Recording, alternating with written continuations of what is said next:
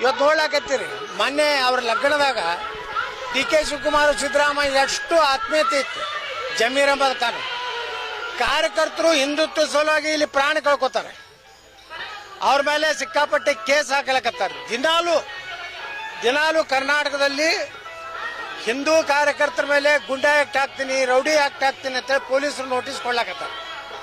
ಇವರು DK ಶಿವಕುಮಾರ್ ಸಿದ್ದರಾಮಯ್ಯ ಜಮೀರ್ ಅಹಮದ್ ಖಾನ್ ನೋಡ ಸರಸ ಸಲ ಪಾಡ್ತಾರೆ. ಇದು ಏನು ಕಾರ್ಯಕರ್ತರಿಗೆ ಏನು ಸಂದೇಶ ಕೊಡೋರದಾರ? ಇಟ್ಟು ಆತ್ಮೀಯತೆ ಇದ್ರಂದ್ರ ನೀವು DK ಶಿವಕುಮಾರ್ ಪಾರ್ಟಿಗೆ ಸೇರ್ರಿ, ಬಿಜೆಪಿದಿಂದ ಹೊರಗೆ ಹೋಗ್ಬಿಡಿ. ಹಿಂದೂ ಕಾರ್ಯಕರ್ತನ ಬಲಿ ತಗೋಬೇಡ್ರಿ. ನೀವೆಲ್ಲರೂ ಅವ್ರ ಜೋಡ ಆತ್ಮೀಯತೆ ಐತಿ. ಅವ್ರ ಲಗ್ನದಾಗ ನೀವು ಹಲಿಕಿಸಿದು, ನಿಮ್ಮ ಲಗ್ನದಾಗ ಅವ್ರ ಮುಂದೆ ಹಲಿಕಿಸಿದು.